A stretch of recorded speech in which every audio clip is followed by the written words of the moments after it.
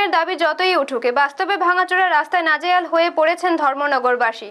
উত্তর ত্রিপুরার ধর্মনগর শহরের বিভিন্ন সড়কে বড় বড় গর্ত ও খানাখন্দে চলাচল কার্যত দুর্বিষহ হয়ে উঠেছে। সামান্য বৃষ্টিতে জল জমে যাওয়ায় পরিস্থিতি আরও বিপজ্জনক হয়ে পড়ছে।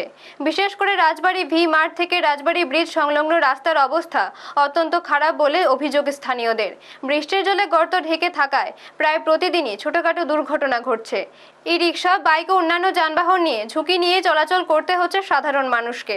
এলাকাবাসীর অভিযোগ, দীর্ঘদিন ধরে রাস্তার এই বেহাল চিত্র চললেও প্রশাসনের পক্ষ থেকে কার্যকর কোনো উদ্যোগ নেওয়া হচ্ছে না।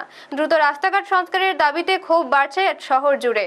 স্থানীয়দের দাবি, বড় ধরনের দুর্ঘটনার আগে অবিলম্বে সংস্কার কাজ শুরু করা হোক। ব্যুরো রিপোর্ট, নিউজ তৎকাল 24। অবস্থা দেখি আর এটা আর বলবেন দাদা, আপনারা তো সবসময় দিকে চলাচল করেন, রাস্তাটা এই যে ভাঙ্গা, কি কইবেন সে ব্যাপার নিয়ে? কি কইতাম আপনার তো দেখি আর অবস্থা ভাঙ্গা, আপনার চলতে তো কষ্ট আর ওটাই এমনি যাতায়াতে কষ্ট হয়। যাতায়াত আমার কষ্ট। কোন জায়গাটা থেকে কোন জায়গা পর্যন্ত ভাঙ্গা দাদা? ভাঙ্গা তো কোন জায়গাতে কোন জায়গায় এটা রাস্তা সব দিকে ভাঙ্গা। এখানে তো বি মাঠ থেকে একদম রাজবাড়ি মাথা অবধি না? ঠিক আছে দাদা, আপনার নামটা দাদা? বিশ্বনাথ।